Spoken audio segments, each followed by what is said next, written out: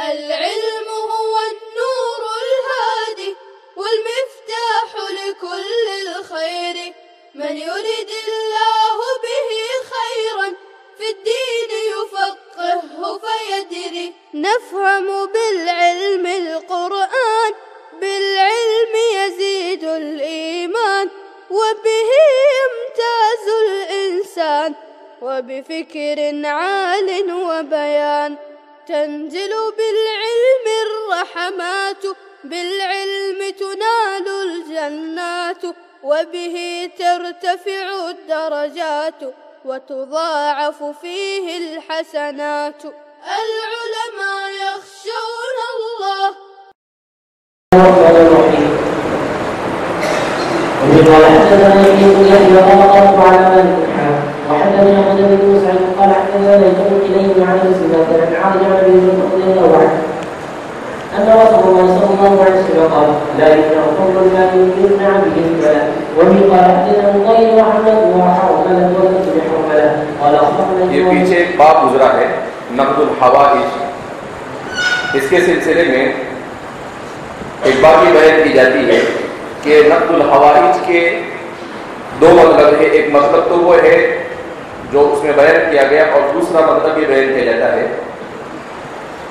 کہ اگر پھلوں کی بیع جب پھل درختوں پر لگے ہوئے اسی وقت کر لی، اب اس کے بعد کوئی آسمانی سلطانی مصیبت آ گئی، تو اس آسمانی سلطانی مصیبت کا ذمہ دار کون؟ آیا بائع ہوگا یا مشتری ہوگا؟ تو فقہا کہتے ہیں کہ نقصان کو قیمت سے وضع کرنا واجب ہے. انہوں نے اس بات کی حدیث میں استدلال کیا ہے کہ حضرت جابر کہتے ہیں کہ رسول اللہ صلی اللہ علیہ وسلم نے نقصان کو قیمت سے وضع کرنے کا حکم دیا. تو فرماتے ہیں کہ اسے یہ معلوم ہوا کہ جو پھل گر جائیں گے کیونکہ وہ بائع کا نقصان ہوا، لہذا مشتری کو جو بائع پر دینے کا حق ہے اس میں سے وضع کر دیا جائے. جتنا پھل گر گیا اتنا اس کے پاس سے کیا ہو جائے گا؟ وضع کر دیا جائے گا. نیز اس بات کی متعدد احادیث میں تمہارے لیے اس سے کچھ لینا جائز نہیں، اور عقلی دلیل یہ ہے کہ یہ پھل ابھی تک بائع کی ملک میں ہے، کیونکہ درختوں کو پانی دینا اس پر لازم تھا. کس پر لازم تھا؟ مشتری پر. کیونکہ یہ پھل قبضے سے پہلے تلف ہو گئے، اس لیے یہ پھل بائع کی ضمانت میں ہے. تو فقہا یہ کہتے ہیں کہ نقصان خریدار پر ہے. نقصان کس پر ہے؟ خریدار پر ہے. تو ان کا یہ کہنا ہے. تو اس سلسلے میں فروخت شدہ پھلوں کو نقصان لاحق ہونے پر اس کے تاوان کے ذمے فقہا مذاہب فقہا ایک نقصان کو قیمت سے وضع کرنا واجب نہیں.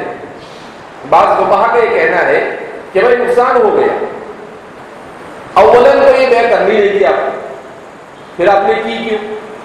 اب جب کی ہے تب بھی وہ کہتے ہیں کہ قیمت سے وضع کرنا پڑے گا، اس لیے کہ اگرچہ وہ شرط فاسد کے ساتھ ہو رہی ہے مگر ہو تو گئی، اور بیع فاسد یہ ہو جاتی، نافذ ہو جاتی. اب جب وہ ہو گئی اور اس کی حفاظت وہ ساری کی ساری چیزیں کس کے ذمے تھی؟ مشتری کے ذمے تھی.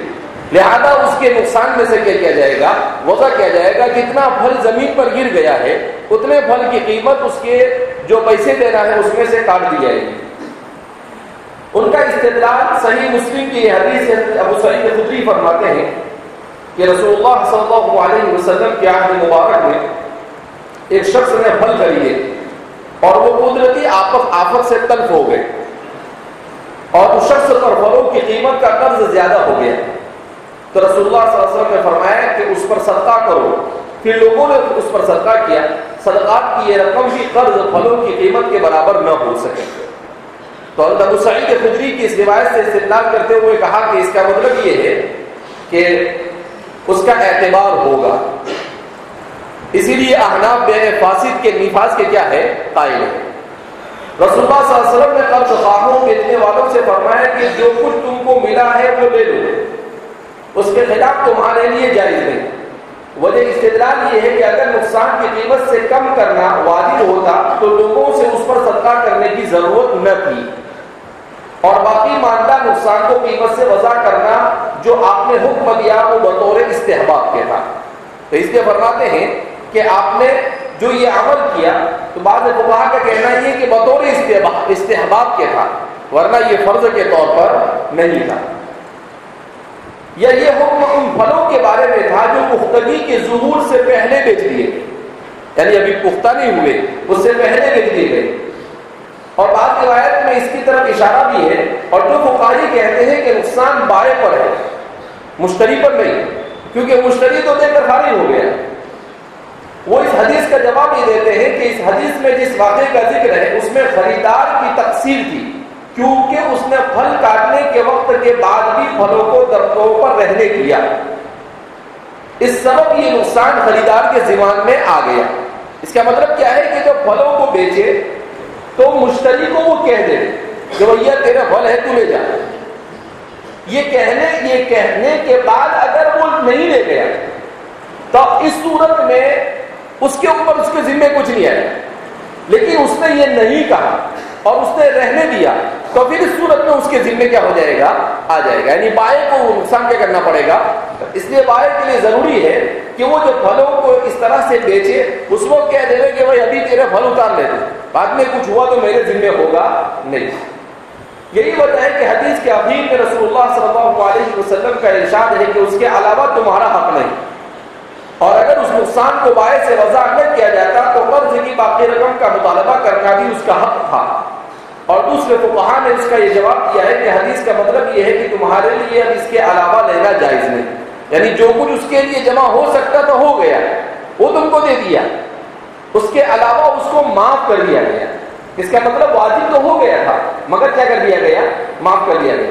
اور جب تک یہ تنگ دست اور مفلس ہے اس سے مطالبہ کرنا جائز نہیں تاوقتے کہ وہ خوشحال اور قرض ادا کرنے کے قابل نہ ہو جائے.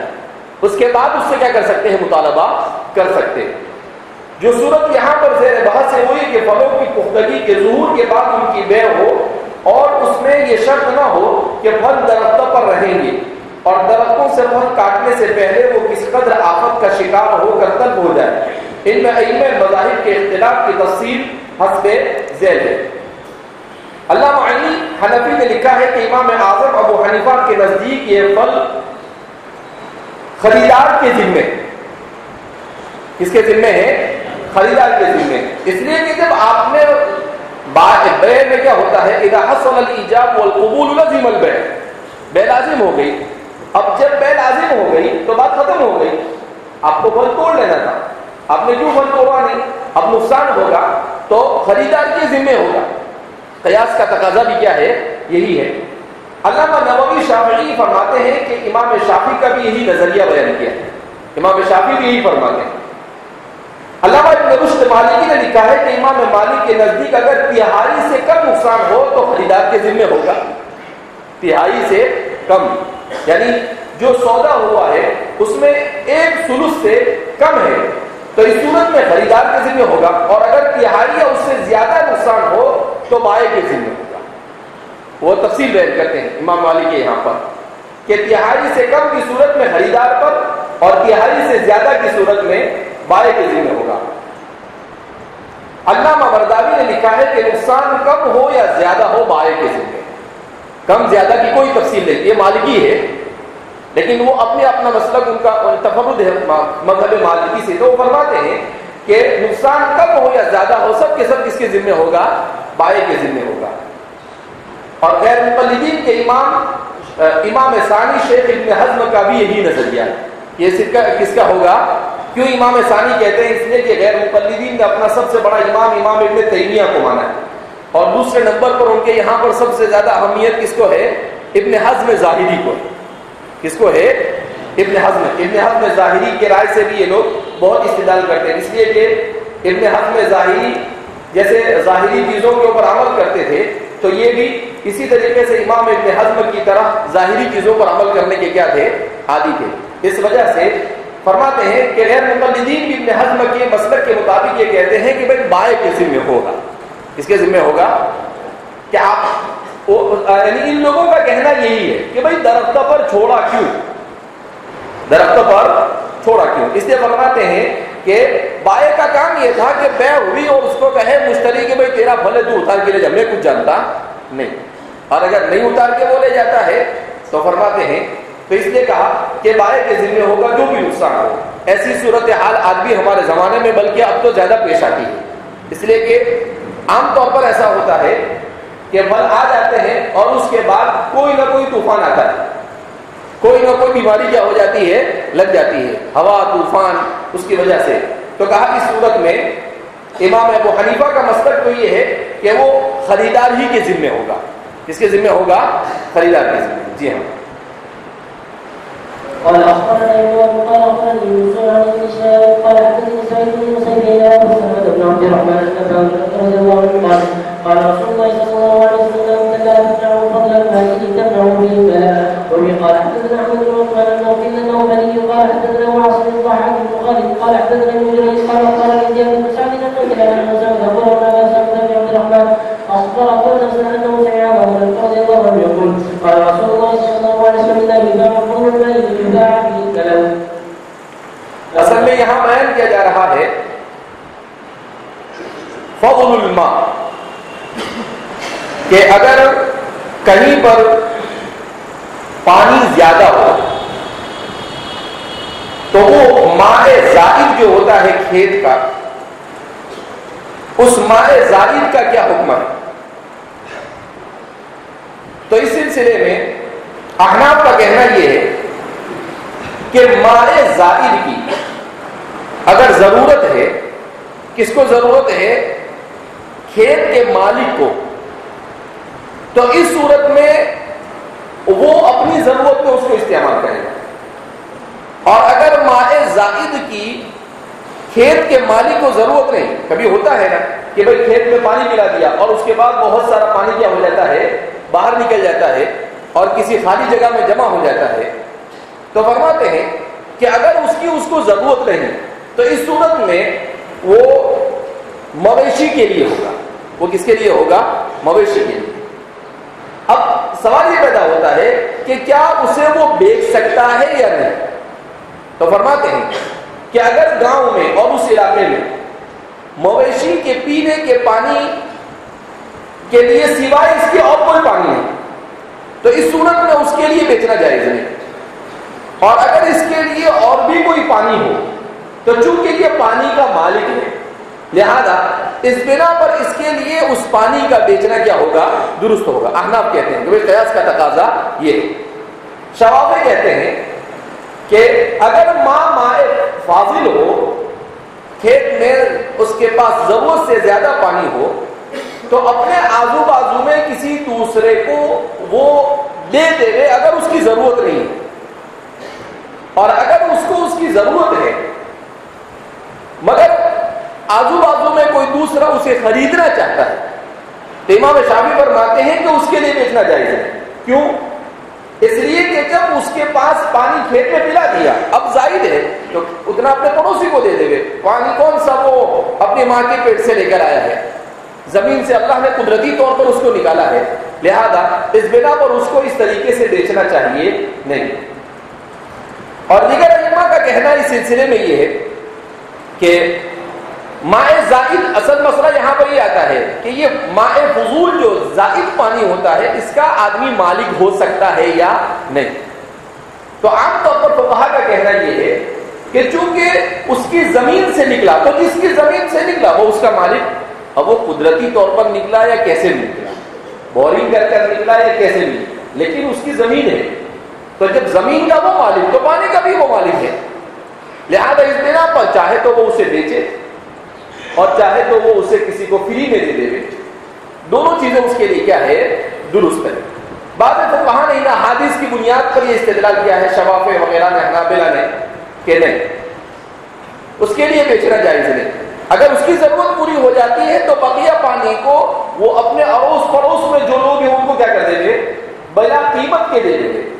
اس لیے کہ حدیث پاک میں نبی کریم صلی اللہ علیہ وسلم نے اس سلسلے میں صراحتاً یہ ارشاد فرمایا کہ نہا رسول اللہ عن بیع ضراب الجمل، کہ آپ صلی اللہ علیہ وسلم نے ایک تو ضراب جمل سے منع فرمایا اور عن بیع فضل الماء، اور فضول پانی کو بیچنے سے کیا فرمایا؟ حضور نے منع فرمایا کہ جو ضرورت سے زیادہ بچا ہوا پانی ہے اسے بھی بیچے نہیں.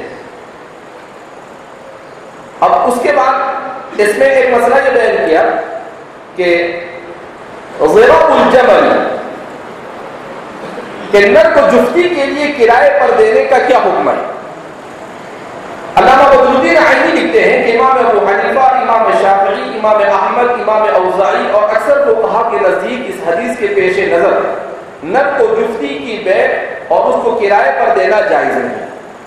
امام مالک کے نزدیک نر کو جفتی کے لیے کرائے پر دینا جائز ہے، چاہے وہ کوئی بھی جانور۔ تو فرماتے ہیں کہ چونکہ وہ اس کی اپنی ضرورت ہے، وہ اس کی اپنی ضرورت پورا کر رہا ہے۔ آپ کی پیسے کما رہے بھائی، آپ کا یہ حق بنتا ہے اس پر پیسے کمانے کا۔ عطا نے کہا کہ یہ ضرورت کی وجہ سے جائز ہے۔ عطا ابن ابی رباح فرماتے ہیں، علامہ رافعی کہتے ہیں کہ مادہ کا مالک اگر نر کے مالک کو بطور ہدیے کے کچھ دے تو جائز ہے، امام رافعی فرماتے ہیں۔ لیکن امام احمد نے اس کو بھی ناجائز قرار دیا ہے۔ امام احمد کہتے ہیں کہ ہدیہ کیسا، نام ہدیے کا ہے، لیکن حقیقت میں تو وہ گویا کہ جفتی کرانے ہی کی اجرت کیا کر رہا ہے، دے رہا ہے۔ اب ہمارے زمانے میں ایک اور طریقہ اس کا ہوتا ہے کہ انجیکشن کے ذریعے سے نر کا نطفہ مادے کے رحم میں پہنچانے کا حکم کیا ہے۔ اب یہ طریقہ بھی رائج ہے کہ نر کا نطفہ ایک ٹیوب میں حاصل کر کے انجیکشن کے ذریعے مادہ کے رحم میں پہنچا دیا جاتا ہے۔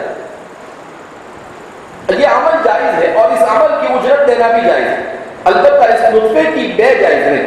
نطفہ تبرعاً دیا جائے اور اس عمل کی اجرت دی جائے تو صحیح، یعنی نطفے کی بے جائز نہیں، البتہ اس نطفے کو حاصل کرنے کے لیے جو پروسیس کیا جاتا ہے اس پروسیس میں خرچ لگتا ہے، تو اس خرچ کی بنیاد پر اس کا خرچ دینا کیا ہے، جائز ہے۔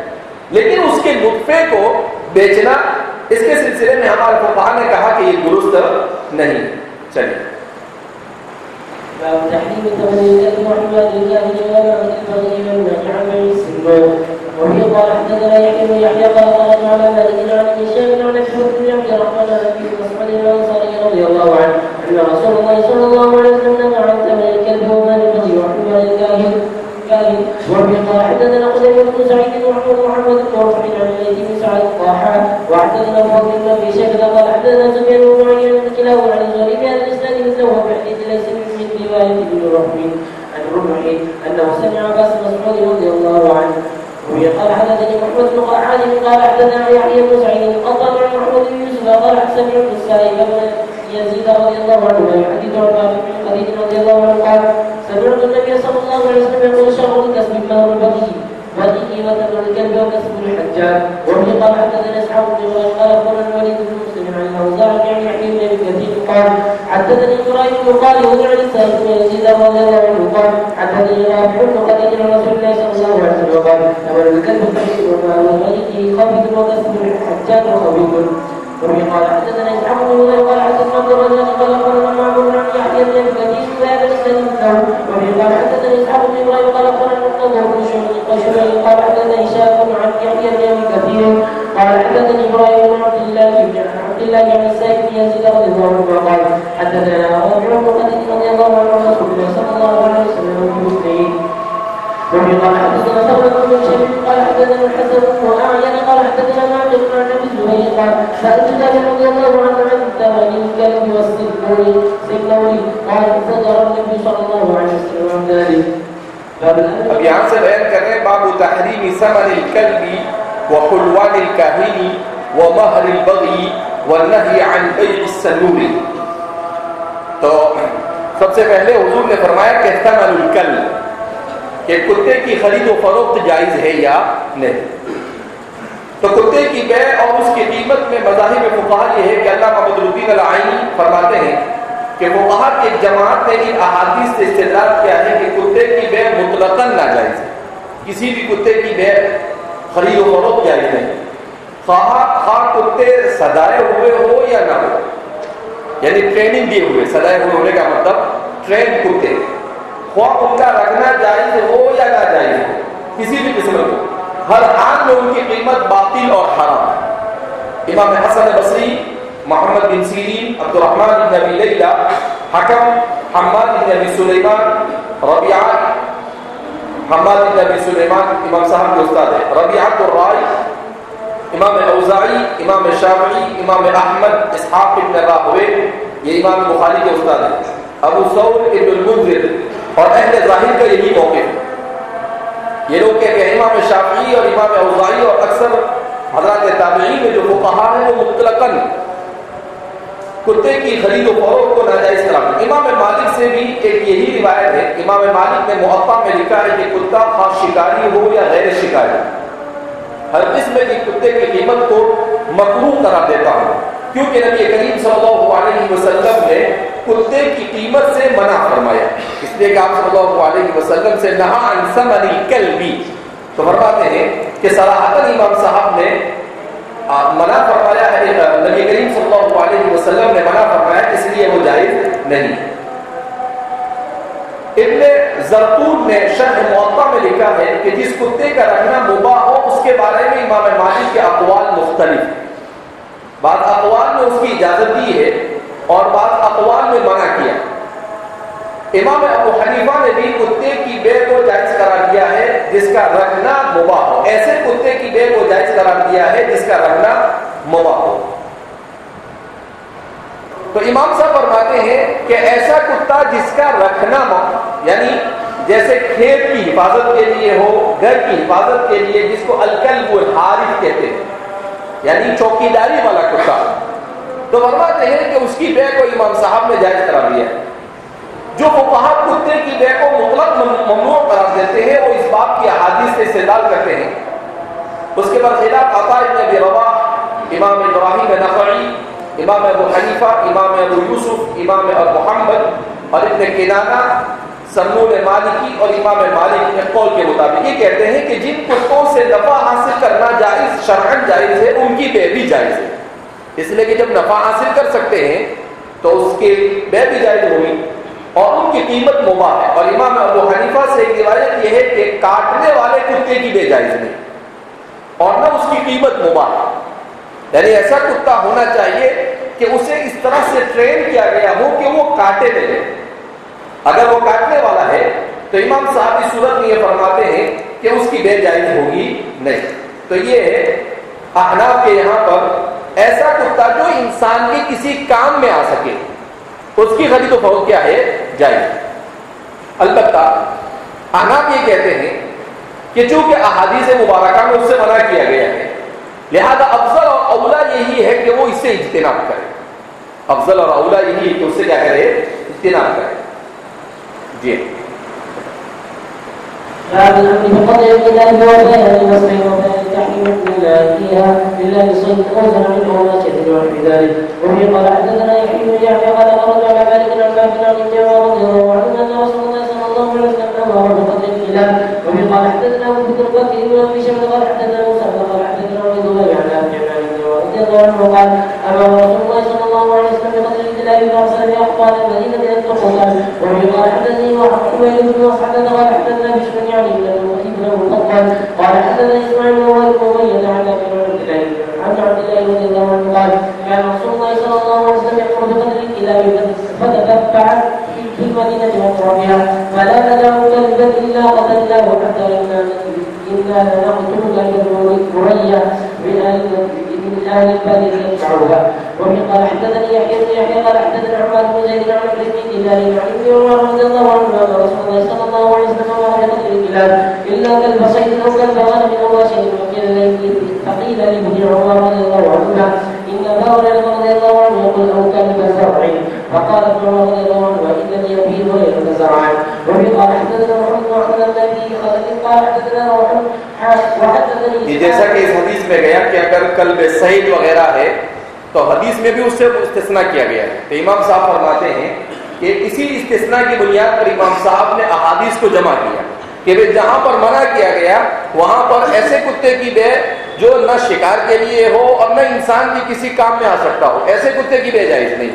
جیسے آج کل ہمارے زمانے میں فیشن کے طور پر کتے لوگ پالتے ہیں، عجیب عجیب طرح کے کتے ہوتے ہیں، یہ کلوننگ کے ذریعے سے کتے کو الگ الگ اسٹائل میں بنایا جاتا ہے، اس کو کلوننگ کہتے ہیں۔ کیا مطلب کہ مختلف جانوروں کے نطفے کو جمع کر کر اس کو رحم میں ڈالتے ہیں تو الگ الگ ڈیزائن کے کتے بنتے ہیں۔ یہ اس طرح اولاً تو کلوننگ، اس طریقے سے کلوننگ کرنا یہ تغیر فی خلق اللہ، یہ جائز نہیں ہے. اور ثانیاً یہ شوق کے طور پر کتے کے جواز کا کوئی صورت نظر نہیں آتی. شریعت نے الضرورت تتقدر بقدر الضرورت، ضرورت کے بقدر کوئی بھی چیز جتنی ضرورت ہے اتنا ہو جائے. تو اب فرما رہے ہیں کہ اگر آپ کے پاس کوئی آپشن نہیں اپنے کھیت اور اپنے گھر کو محفوظ رکھنے کے لیے سوائے کتے کے، تو آپ کتے کو پال سکتے ہیں. ایسے ہی شکار کے لیے بھی کہ آپ کے پاس کوئی دوسرا آپشن نہیں ہے تو آپ کر سکتے ہیں. اگر دوسرے جائز آپشن اور خیارات موجود ہو تو اس صورت میں پہلے انہی خیارات کو استعمال کیا جائے، اس کے بعد ضرورت پڑنے کے اوپر اس کو استعمال کیا جائے. تو اس لیے شریعت نے جہاں پر ضرورت کے پیش نظر کسی چیز کو جائز قرار دیا وہاں پر دو شریعت کے قاعدے بڑے اہم ہیں. ایک تو یہ کہ جتنی ضرورت ہے اتنا، اب ضرورت تقدر بقدر الضرورت، اور جو جواب ہوگا وہ عند الضرورت، الضرورات تبیح المحظورات، کہ اگر کوئی محظور ہے تو وہ اگر جائز ہوگا تو ضرورت شدیدہ، کیا مطلب ضرورت شدیدہ کا کہ اس کو کرنا آپ کے لیے ضروری ہے اور اس کا کوئی جائز شکل موجود نہیں ہے سوائے محظور کے، ناجائز شکل کے، تو پھر آپ کیا کر سکتے ہیں، اسے استعمال کر سکتے ہیں.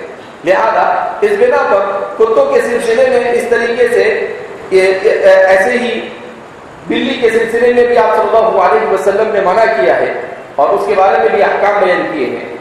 ابھی آپ کو پوچھا کہ حجامہ لگانے والے کی اجرت جائز ہے یا نہیں. آپ صلی اللہ علیہ وسلم کے زمانے میں جو حجامہ ہوتا تھا وہ اس حجامے میں کوئی خرچ نہیں تھا. اب ہمارے زمانے میں جو حجامے کے لیے جو طریقہ ہے اس میں خرچ لگتا ہے، اس لیے کہ اس میں وہ سارے اس کے لیے جو ٹب وغیرہ ہوتے ہیں وہ خریدنے پڑتے ہیں. تو اس لیے اب تو اس وقت جو آپ نے منع کیا، اس منع کرنے کی وجہ یہ کہ اس میں آدمی کو ایک تو یہ کہ وہ سیکھا نہیں جاتا تھا، دو چیزیں، وہ قدرتی طور پر آدمی کو آ جاتا تھا، جس کو کہتے ہیں نا اللہ کی دین ہے.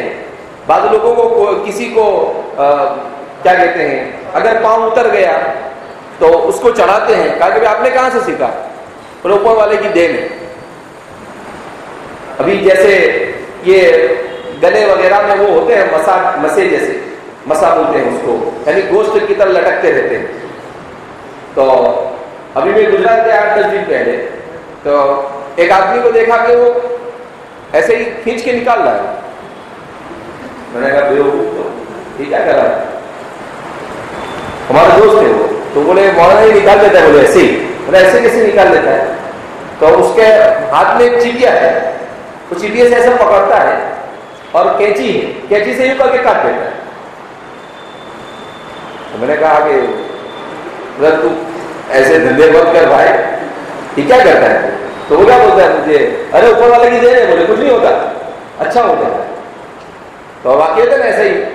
اس کے بعد ایک ہفتے کے بعد پھر میرا جانا ہوا تو میں نے کہا کیا ہوا، تو بولے کچھ نہیں دیکھو مولانا، بولے 12-15 سے سب نکال دیے، کچھ بھی ذرا برابر کچھ ہوا نہیں. تو ہوتا ہے کہ کبھی کبھی تو اسی طریقے سے اس زمانے میں موہوبی طور. اب ہمارے زمانے میں دو چیزیں، ایک تو اس کو سیکھنا پڑتا ہے، اس کا خرچ لگتا ہے آدمی کو، اور دوسرا اس کے لیے جو آلات استعمال کیے جاتے ہیں اس کا خرچ لگتا ہے. لہذا اس بنا پر اس وقت حضور نے اگرچہ منع کیا، لیکن اس وقت ہمارے یہاں پر اس کا کیا ہوگا، جواز ہوگا ان وجوہات کی بنیاد پر. ورنہ تو کوئی آدمی جمع کرے گا ہی، بولے گا کہ فری میں کون کرے. ہاں اتنا ہے کہ کچھ لوگ اس کو کاروبار بنا کر اس پر زیادہ پیسے وصول کریے. درست نہیں کہ اگر آپ کم پیسے میں 100-200 روپے آپ کا خرچہ ہو جاتا ہے اتنے میں آپ کا ٹھیک ہے، لیکن 1000-2000 روپے اگر آپ لیتے ہیں تو یہ درست نہیں. اس لیے کہ ضرورت سے زیادہ لینا ہے. اولاً تو بعض احادیث میں منع کیا گیا جیسا کہ یہاں حدیث میں گزرا ہے، اور پھر اس کے بعد اگر آپ اس طریقے سے کماتے ہیں تو پھر ایسا کرنا یہ محل نظر ہے. جی ہاں. حدثني اسحاق بن منصور قال اخبرنا محمود بن مازن قال حدثنا ابن جرير قال اخبرنا ابن الزبير انه سمع جابر بن عبد الله رضي الله الله عنهما يقول أنا رسول الله صلى الله عليه وسلم بقتل الكلاب حتى إذا ما وقت تقدم من البدء بكلبها هذا قتله ثم نهى النبي صلى الله عليه وسلم عن قتلها وقال عليه بنسبة الميت ذكر قطعتين فإنه شيطان. یہ قتل کلاب کے سلسلے میں جو احادیث وارد ہوئی ہے اس کے سلسلے میں آپ نے تفصیل ہدایت میں بھی پڑھی ہوگی کہ قتل کلاب ابتدائی اسلام میں یہ کہا گیا تھا کہ کالے کتے کو مار دیا جائے اس لیے کہ انہو شیطان، مگر اس کے بعد یہ حکم منسوخ ہو گیا. بعد میں آپ صلی اللہ علیہ وسلم نے اسے کیا کیا ہے؟ منع کیا. کیوں؟ اس لیے کہ اصولی طور پر اسلام نے یہ بات بیان کی کہ کوئی چیز اگر آپ کو ضرر نہیں پہنچا رہی تو آپ اس کو نہیں مار سکتے. جیسا کہ آپ صلی اللہ علیہ وسلم نے ایک صحابی کو دیکھا کہ وہ چڑیا کے بچے پکڑ کر لے کر آئے تو آپ ناراض ہو گئے اور آپ نے کہا کہ کیوں بھائی آپ نے اس کے ماں باپ سے اس کو جدا کر دیا، جاؤ اس کے گھونسلے میں رکھ کر آؤ. اسی طریقے سے ایک جگہ پر دیکھا کہ کسی نے چونٹی کو آگ لگا دی تو آپ صلی اللہ علیہ وسلم ناراض ہوئے. لا يعذب بالنار الا خالق النار، کہا کہ نہیں اس طریقے سے جلانا یہ جائز نہیں ہے، اور آپ صلی اللہ علیہ وسلم نے سختی سے منع کیا. تو ان تمام باتوں سے یہ پتہ چلتا ہے یہ آخری دور میں ہوا کہ کسی بھی جانور کو اگر وہ آپ کو تکلیف نہیں پہنچاتا ہے تو اس کو مارنا جائز نہیں. ہاں قتل موذی قبل ایذا جائز ہے. ہاں کوئی چیز ایسی موذی ہے کہ جو انسان کو آپ کو تکلیف پہنچا سکتی ہے تو پھر اس صورت میں اس کو موذی کو اس کے ایذا پہنچانے سے پہلے کیا ہے، جیسے ہمارے زمانے میں مچھر ہے. اب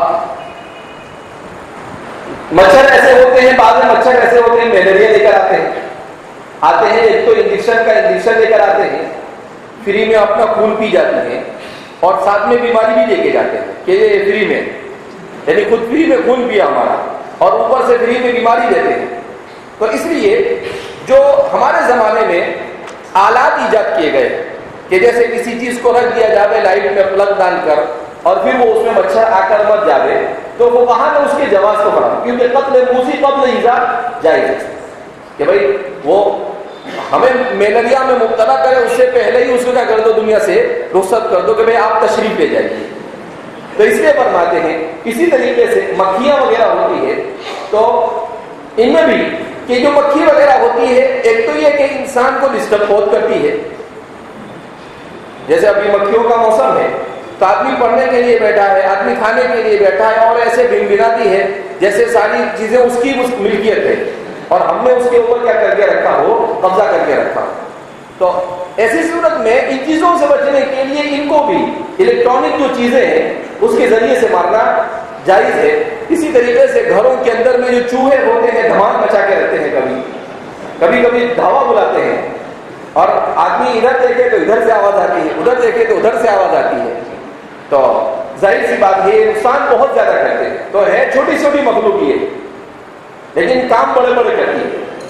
تو اس لیے فرماتے ہیں کہ ایسی موذی چیزوں کو قتل کرنا یہ جائز ہے، لیکن جو چیزیں ضرر نہیں پہنچاتی، کتا ہے، کالا ہے، سفید ہے، کسی بھی کلر کا ہے لیکن وہ سیدھا سادہ ہے بیچارہ، صوفی صاحب ہے تو فرماتے ہیں صوفی صاحب کا مطلب یہ ہے کہ سیدھا سادہ ہے، کچھ کرتا نہیں ہے، تو وہ ایسے کتے کو خامخواہ زبردستی کیوں ماریں گے؟ ایسے کسی بھی جانور کو مارنا درست نہیں ہوگا. اب آپ کہے کہ یہ علت صوفی صاحب ہونے کی علت مچھر اور مکھی میں بھی ہو سکتی ہے، وہاں کام ڈھونڈتے بیٹھے گئے ہیں. یہ بڑا ہے اور یہ قلیل مقدار میں ہوتا ہے، وہ کثیر مقدار میں ہے اور وہاں پر اس علت تک پہنچنا کیا ہے، دشوار اور مشکل ہے. اس لیے وہاں پر ان کو مطلقاً مارنا کیا ہے، درست ہے. اور یہاں پر ان کو دیکھ کر مارنا چاہیے. ہاں اگر کوئی کتا جیسے ہمارے یہاں کہتے ہیں نا کہ ہڑکا ہوا کتا، باؤلا کتا، الکلب الباؤلا، تو اب ظاہر سی بات ہے کہ اس کو مار دینا چاہیے. کیوں؟ اس لیے کہ وہ دوسرے دو چار لوگوں کو کاٹے گا اور لوگوں کو تکلیف ہوگی، اس سے بہتر ہے کہ اسے مار دیا جائے. کیوں؟ اس لیے کہ اس میں زہر ہوتا ہے، اگر وہ کاٹتا ہے تو اس کے لیے انجیکشن مارے جاتے ہیں، 10-14 انجیکشن، اور وہ بھی کہاں مارے جاتے ہیں، ڈیوٹی میں مارے جاتے ہیں. تو انسان کے لیے کتنی اذیت کی بات ہے کہ اس حالت تک یہ پہنچا ہے، اس سے پہلے اس کو کسی دوسرے عالم میں پہنچا دینا چاہیے. تو تو اس لیے فرماتے ہیں کہ جو بھی اس طرح کی چیزیں ہو، اس طرح کی چیزوں کے سلسلے میں شریعت نے یہ بات بیان کی ہے۔ یہ بلی کا حکم آگے آ رہا ہے، ریشم بلی کا پالنا اور اس کی خرید و فروخت کا کیا حکم ہے، کیا آگے آ رہا ہے۔ بلی کے سلسلے میں فقہاء مذاہب کیا ہے؟ علامہ بدرگی عینی لکھتے ہیں کہ بلی کی بیع کے جواز میں فقہاء کا اختلاف ہے۔ جمہور کا موقف یہ ہے کہ بلی کی بیع جائز ہے، جمہور کا، امام حسن بصری، محمد بن سیرین، امام مالک اور امام ابو حنیفہ اور ان کے اصحاب امام شافعی اور امام احمد کا یہی موقف ہے۔ ابن منذر کہتے ہیں کہ بلی کی بیع کی رخصت میں حضرت عبداللہ ابن عباس رضی اللہ تعالیٰ عنہما سے حدیث مروی، اور یہ ایک جماعت کا قول یہ ہے کہ بلی کی بیع ناجائز ہے۔ ان کی دلیل اس بات کی حدیث نمبر 3903 ہے، جس میں رسول اللہ صلی اللہ علیہ وسلم نے بلی کی قیمت سے کیا کیا ہے، منع کیا ہے۔ تو اس سے استدلال کرتے ہوئے انہوں نے کہا کہ اس کی بیع کیا ہے، ورنہ عام حالات میں چونکہ جمہور کی رائے اس سلسلے میں یہ ہے کہ بھائی بلی، لیکن بلی کے سلسلے میں بھی کہ بلی جو ہوتی ہے اس کو بھی جو پالا جاتا ہے اس کی دو غرض ہوتی ہے۔ ایک تو بلی کو پالنے کی غرض ہوتی ہے چوہوں وغیرہ سے حفاظت، جیسے حافظ عبدالصمد صاحب کے پاس 2-4 بلی رہتی ہے ہمیشہ، میں وہ کہتا ہوں کہ یہ بلیاں یہاں پہ رہتی ہے کہ بھائی ضروری ہے، کیوں؟ تو بولے یہاں اناج رہتا ہے تو چوہے ستاتے ہیں، بولے یہ رہتی ہے تو برابر یا تو بھاگ جاتے ہیں یا یہ پکڑ کے اس کا صفایا کر دیتی ہے۔ بولے ہر جگہ پر ہم گھس نہیں سکتے، لیکن یہ کہیں پر بھی گھسنے کیا کرتی ہے، اس کو پکڑ لیتی ہے۔ میں نے کہا آپ کے پاس علت صحیح ہے۔ تو اب ظاہر سی بات ہے کہ ایک تو یہ غرض سے بلی کو پالا جاتا ہے، اور دوسرا مسئلہ یہ ہے کہ اب ہمارے زمانے میں جیسے کتے شوق سے پالے جاتے ہیں، اسی طریقے سے بلیاں بھی شوق سے پالی جاتی ہیں۔ تو اب سوال یہ پیدا ہوتا ہے کہ اس طرح سے شوق سے بلی پالنے کا حکم کیا ہے؟ کیا شوق والی بلی کا خرید و فروخت کرنا، ایک تو یہ کہ اس کی قیمت بہت زیادہ ہوتی ہے، اور دوسرا یہ کہ اس کو پالتا ہے آدمی، اور گھر میں صاف صفائی کا، پاکی صافی کا بھی کیا ہوتا ہے، مسئلہ ہوتا ہے، لہذا اس کے سلسلے میں فقہاء نے کیا کہا، کل کا انتظار کریں۔